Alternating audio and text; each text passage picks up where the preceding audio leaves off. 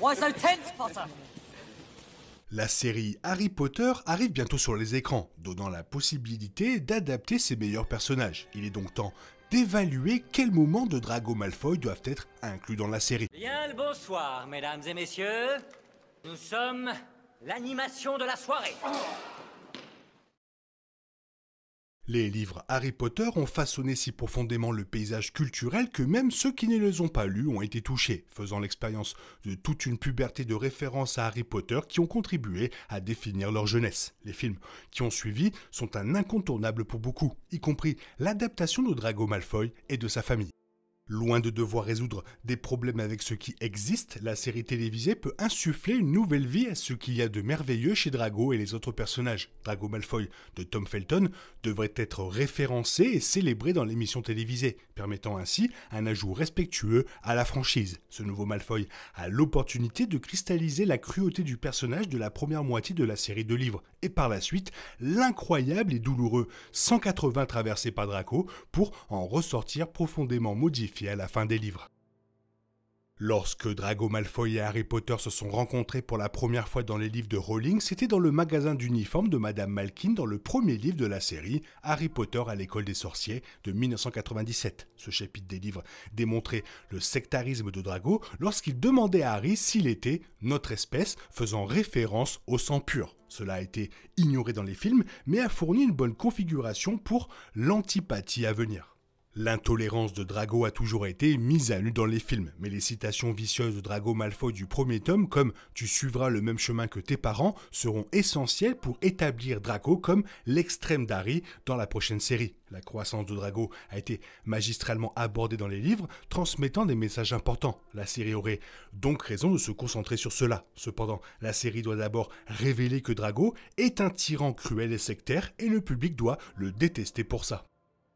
Dans Harry Potter et le prisonnier d'Azkaban, le troisième tome de Rowling de 1999, et dans le film du même nom, la rencontre de Drago avec Buck était hilarante et un excellent contrepoint avec celle de Harry. Les mauvais traitements infligés à Buck par Drago montraient son arrogance et son manque de respect pour toute forme de vie autre que les sorciers de sang pur. Sa récompense sous la forme d'une blessure était satisfaisante et à sa place dans la série. La blessure de Drago a été bien sûr un catalyseur pour toute l'intrigue du prisonnier d'Azkaban. La série doit donc inclure ce moment charnière. Sans aucun doute qu'il sera inclus, il ne reste plus qu'à dire que le show devrait rendre ce moment drôle, mais pourrait aussi le rendre très lourd. La caméra pourrait se diriger vers le visage de Buck après qu'il ait blessé Drago, la bande sonore s'affaiblissant, préfigurant le sort de Buck et montrant clairement à quel point Drago rend la vie innocente vulnérable. Un moment extrêmement important dans les livres et les films que la série doit inclure est l'utilisation par Harry du sort Sectum Sempra sur Drago. D'abord parce que ce moment s'inscrit dans un grand duel et que les grands duels devraient figurer en bonne place dans la série. Deuxièmement parce que la série doit vraiment offrir davantage de choses sur la mort tragique de Severus, en montrant des moments de son histoire comme sa connaissance et la création de ce sort.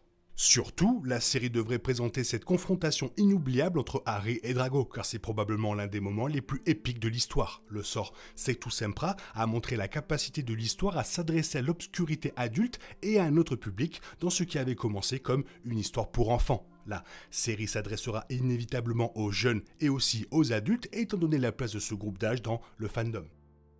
L'amitié improbable de Drago Malfoy avec le fantôme Mimi a été évoquée dans les livres et n'a pas été explorée dans les films. C'est une partie de l'histoire où la série pourrait se démarquer et décrire fidèlement le matériel source, mais de manière créative. Cela pourrait montrer en détail, et du point de vue de Drago ou de Mimi, à quoi le dialogue du livre faisait uniquement référence. Mimi était une résidente des toilettes des filles au 2e étage, où Drago se retrouvait à pleurer en privé pendant le prince de sang mêlé. Cela a amené les deux à parler et à développer une amitié dans le livre.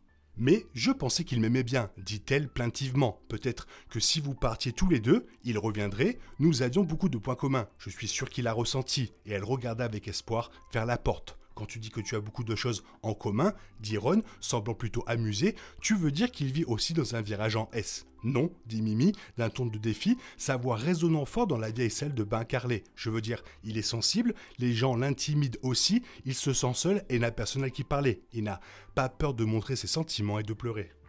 Mimi a été la première victime humaine de Voldemort. Considérant que Drago était un mange-mort employé par Voldemort comme assassin, leur improbable amitié était un énorme indicateur de l'endroit où se trouvait réellement le cœur de Drago à l'époque, à des kilomètres bien sûr de Voldemort. Plus d'une simple préfiguration des actes rédempteurs de Drago, la vulnérabilité de Drago dans n'importe quelle relation à ce stade était rédemptrice en soi, compte tenu de sa bravade. Ce moment offre du pathétique à la série et pourrait facilement constituer un point culminant dans un épisode.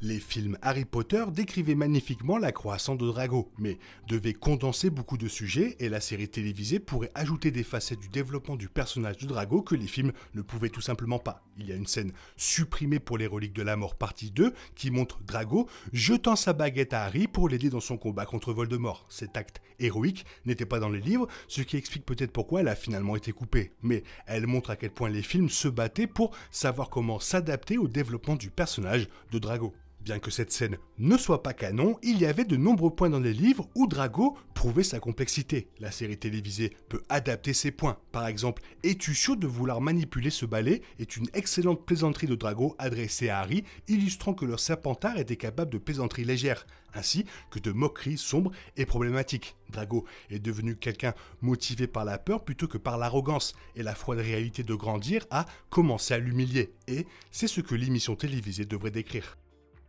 Commandé par Voldemort de tuer Albus Dumbledore, ce qui devait secrètement punir le père de Drago, Drago a tenté d'assassiner Dumbledore mais s'est révélé incapable. Si l'incapacité de Drago Malfoy à tuer Albus était due à la lâcheté, c'était aussi un nouveau respect pour la vie humaine. Drago n'avait pas réalisé la valeur de la vie jusqu'à ce que la sienne et celle de sa famille soient prises s'il ne prenait pas celle de Dumbledore. Lorsque Drago fut confronté à l'idée de prendre la vie de Dumbledore, son hypocrisie tomba et il hésita, visiblement réticent à faire du mal à Dumbledore. Ce moment prouve le dysfonctionnement inhérent du système du Seigneur des Ténèbres. Dumbledore avait raison lorsqu'il disait que Drago n'était pas un assassin, même si Drago n'avait pas explicitement défié Voldemort comme Harry et ses amis.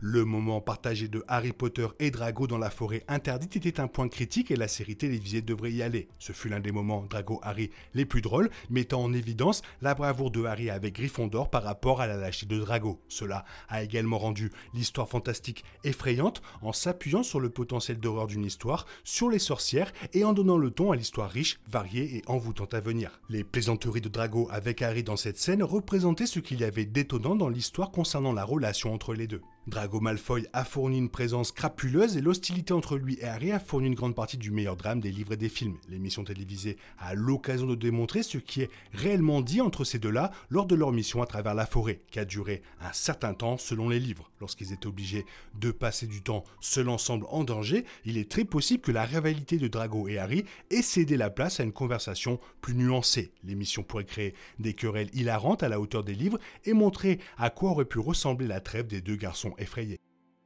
Peut-être que le meilleur moment de Drago a été de refuser de livrer Harry au mange-mort bien qu'il soit l'un d'entre eux. Drago était le tyran définitif d'une génération dans Harry Potter et cela doit rester la joie de son personnage et son trait d'identification dans la série télévisée. Et pourtant, à la fin de l'histoire, Drago se retrouvait peut-être avec un autre moment déterminant, celui de sauver la vie d'Harry. Drago savait évidemment qu'Harry se tenait devant lui, mais lorsqu'on lui a demandé de l'identifier pour que Voldemort puisse le tuer, Drago a insisté « Je ne peux pas en être sûr ». Ce simple acte sauva la vie d'Harry et montra que Drago avait intérieurement changé de camp. Ayant vu de quoi Voldemort était capable, il ne voulait plus rien avoir à faire avec lui ou son régime et voulait qu'Harry l'arrête. HBO peut apporter tout ce drame dans sa nouvelle série Harry Potter.